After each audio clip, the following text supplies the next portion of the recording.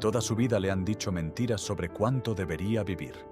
No 70, no 80, e incluso no 120 años, que los médicos llaman el límite del cuerpo humano. Abra el libro más leído de la historia, ese que está en casi todos los hogares, y leerá negro sobre blanco. La gente vivía 900 años. Adán vivió 930. Su descendiente Jared, 962. Y un hombre llamado Matusalén, cuyo nombre se volvió sinónimo de vejez extrema, vivió, según el texto, 969 años. Casi un milenio entero de vida consciente y activa. Y aquí está la pregunta principal, que hace que un escalofrío recorra la espalda.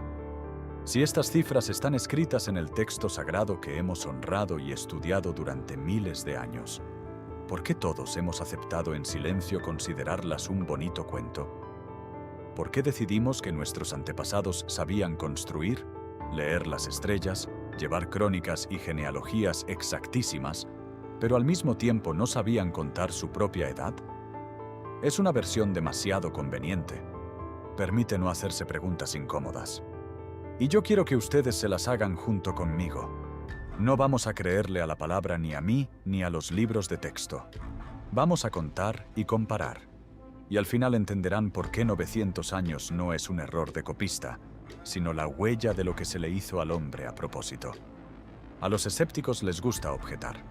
Los antiguos contaban los meses lunares como años, así que 900 años en realidad son unos 78 de los nuestros. Suena razonable. Vamos a comprobar ese argumento con las mismas cifras. La comprobación lo destruye al instante.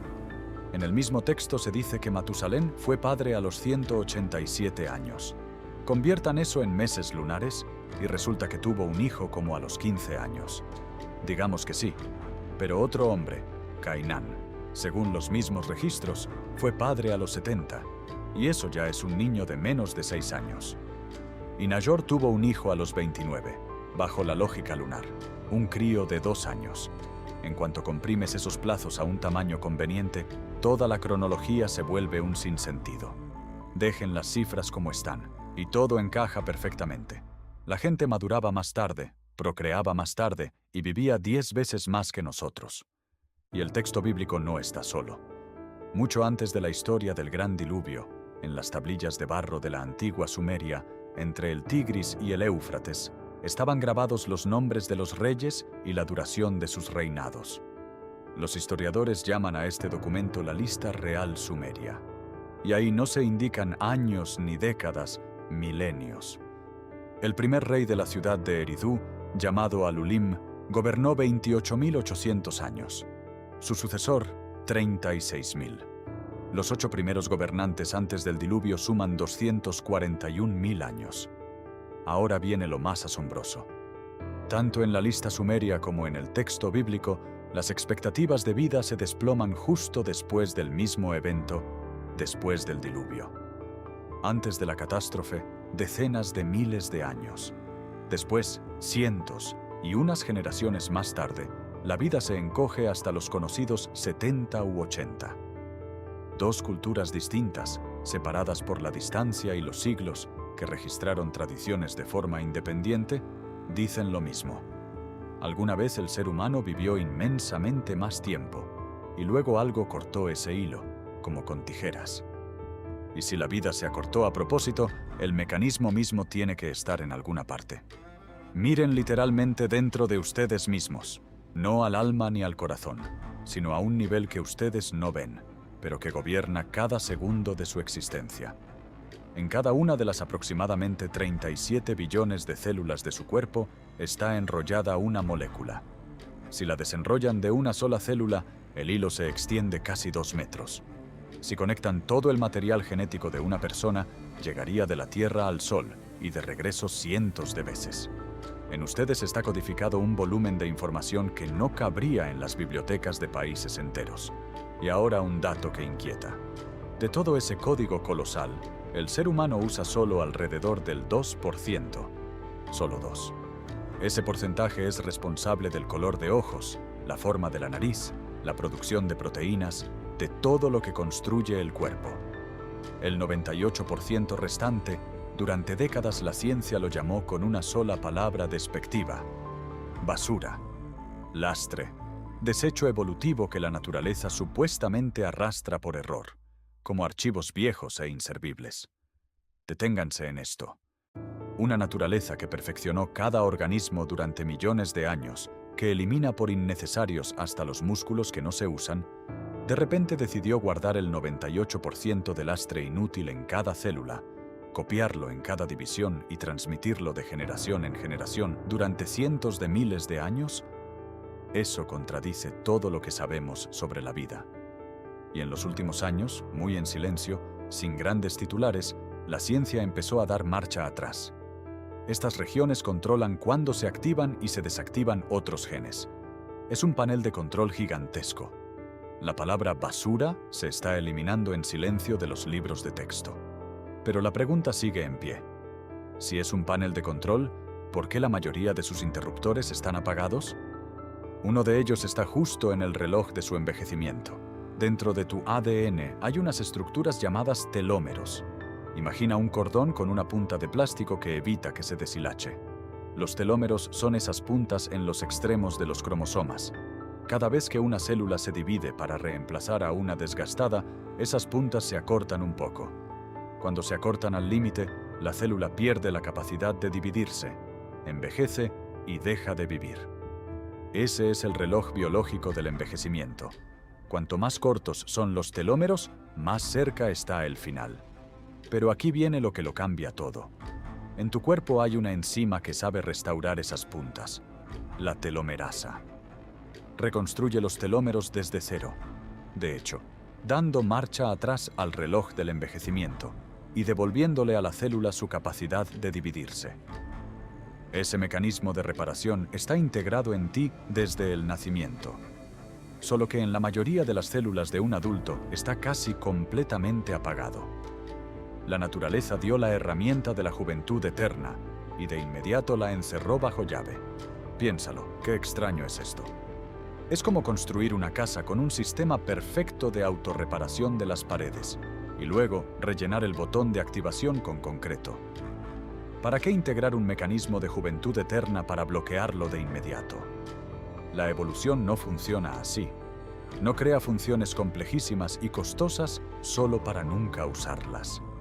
Ese comportamiento no es propio de la naturaleza ciega, sino de un diseño.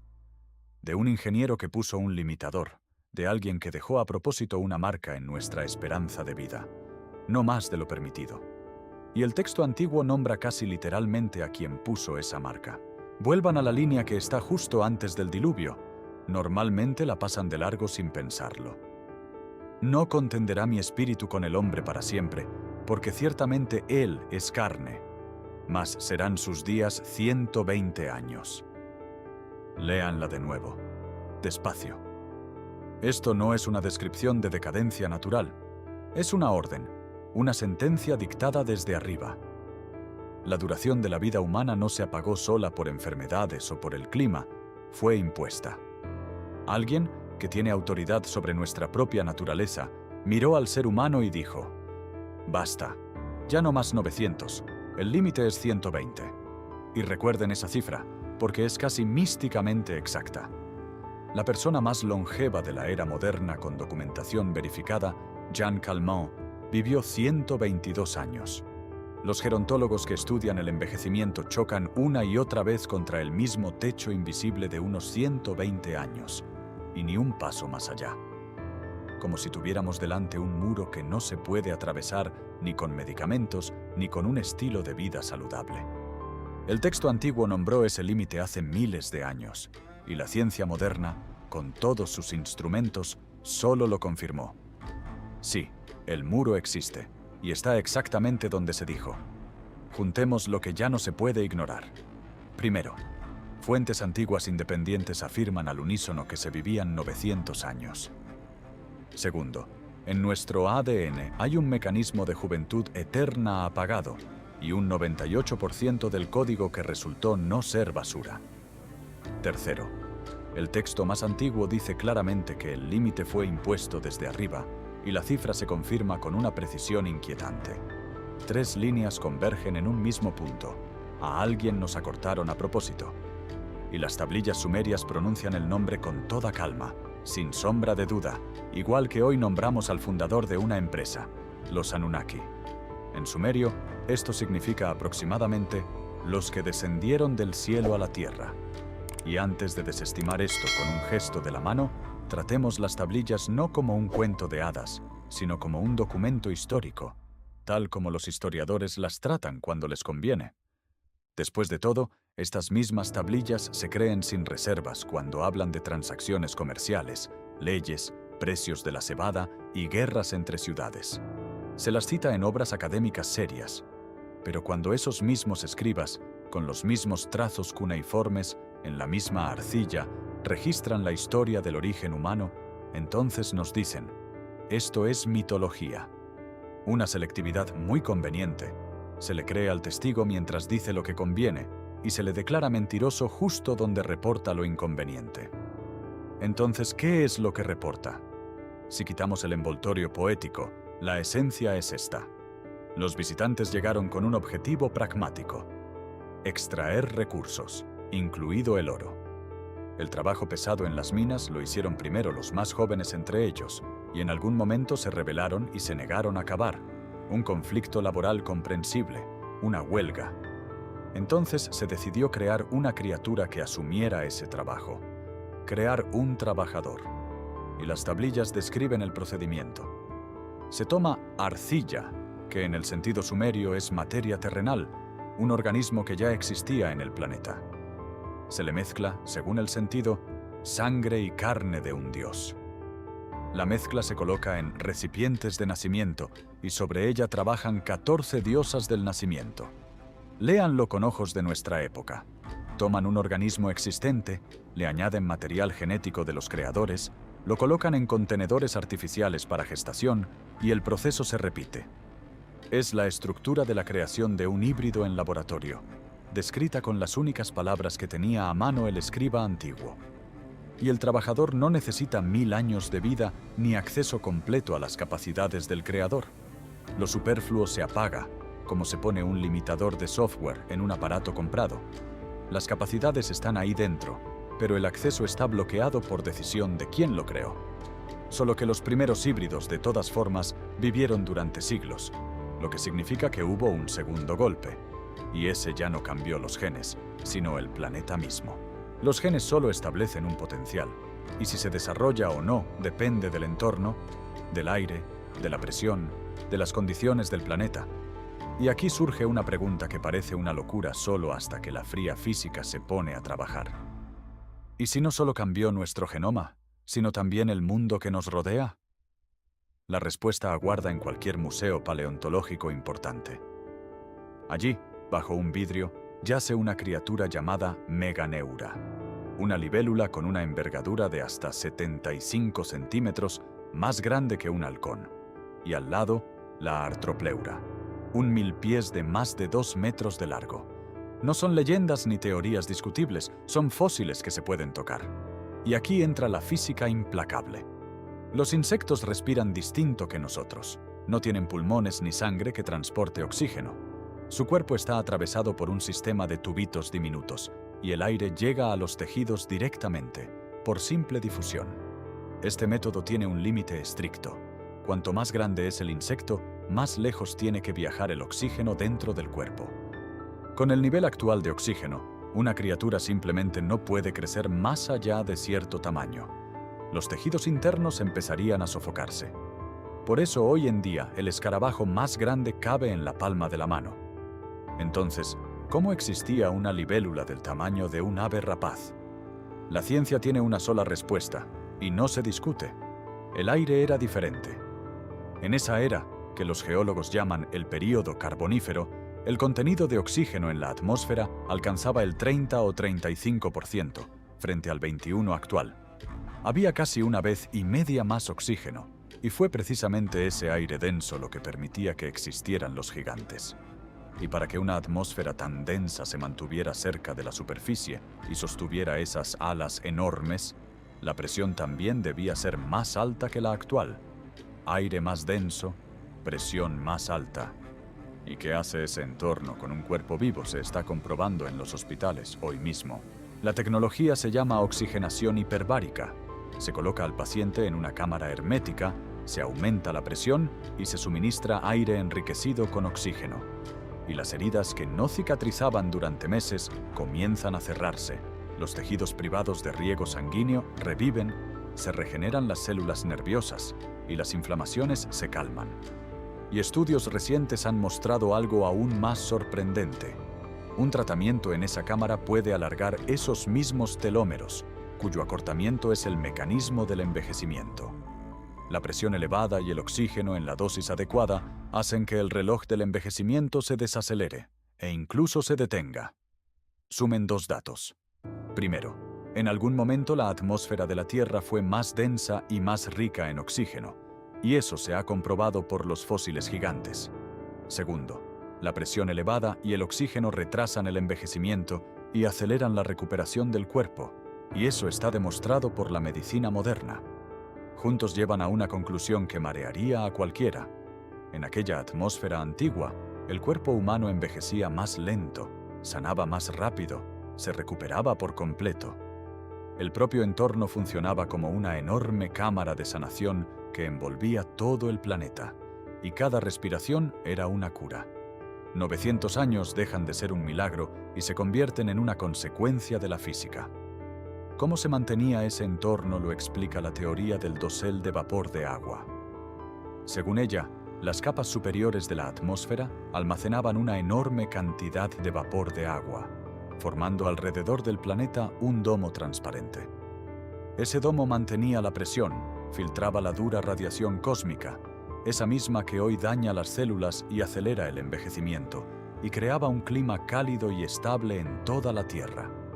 Y justo al comienzo del texto bíblico se dice claramente que había agua por encima de la bóveda celeste, y que la tierra se regaba no con lluvia, sino con vapor que subía de la superficie. Es decir, se describe un mundo sin lluvia bajo un dosel húmedo, y la primera lluvia cae precisamente en el momento del diluvio. Y todo eso se derrumbó en un instante. Solo queda entender qué fue esa catástrofe y a quién le convenía. La lógica sugiere, esto no fue un accidente, sino un reinicio controlado. El primer reinicio en la historia. Imaginen un dispositivo que empezó a funcionar distinto a lo que el fabricante había planeado. Acumuló demasiada libertad, conocimiento y capacidades. No repara cada pieza por separado, sino que restablece el sistema a su estado controlado original. Y los textos justo antes del diluvio describen una humanidad que se había vuelto demasiado numerosa, demasiado avanzada, demasiado cercana a sus creadores. Y los creadores no solo permiten la catástrofe, la planifican. En la epopeya se dice claramente que los dioses se reunieron en consejo y decidieron enviar el diluvio para reducir a la humanidad, porque había demasiada gente. Esto no es un fenómeno natural, es un protocolo. Y a un elegido se le ordena en secreto construir un arca y preservar la semilla de la vida, es decir, dejar un punto de restauración. Borrar casi todo, pero conservar la semilla para una nueva versión controlable. Fue entonces cuando se derrumbó la bóveda de agua y vapor. La cúpula que mantenía la atmósfera densa y la alta presión se desploma. El agua se precipita hacia abajo. De ahí los 40 días de lluvia y la primera lluvia en la historia. La presión cae, la composición del aire cambia, la capa protectora desaparece y sobre la Tierra se abate la radiación cósmica, que día tras día golpea las células, daña el ADN y acorta los telómeros. La cámara curativa del planeta se apagó, y las cifras de las fuentes antiguas encajan perfectamente. Antes del diluvio 900 años, justo después ya 350, el hijo menos, el nieto aún menos, y generación tras generación la vida se asienta en una curva descendente hasta tocar los 120 asignados. Esto no es una extinción al azar, es el gráfico de un apagado gradual del sistema al que le cortaron la energía. Pero el reinicio también borra la memoria. ¿Dónde quedaron los logros de la civilización? ¿Dónde el maestro perfeccionaba su oficio durante 3 siglos y el científico conducía una sola investigación durante 200 años? Arrasado, sepultado bajo capas de lodo. Y no es casualidad que más de 300 pueblos que jamás tuvieron contacto entre sí, separados por océanos, conserven la leyenda del mismo diluvio, un archivo residual que no se logró borrar del todo. Y ahora la pregunta honesta de cualquier investigación: ¿a quién le conviene? El longevo recuerda: no se le engaña con una historia reescrita, porque él mismo fue testigo de ella. Es libre. El de vida corta empieza de cero cada 70 años y hereda solo la versión del pasado que le enseñaron. Se le puede convencer de cualquier cosa. La vida corta es la herramienta de control más eficaz de todas. Pero esto es lo más importante. No somos seres rotos, somos seres con funciones bloqueadas, y lo bloqueado, a diferencia de lo roto, se puede abrir. Y la ciencia, sin darse cuenta, ya sigue el rastro de la llave, con la cámara que alarga los telómeros, con el trabajo sobre la enzima de la juventud y los interruptores genéticos. Quizás esta misma toma de conciencia de que 1000 años fueron nuestro derecho y no una fantasía, sea el primer giro de la llave en la cerradura. Solo queda una pregunta inquietante. ¿Fue aquel reinicio el único? ¿O estamos viviendo ahora mismo dentro de otro ciclo? Hubo algo, pero no todo se ha contado. ¡Suscríbanse! Lo que viene es aquello que los libros de texto callaron.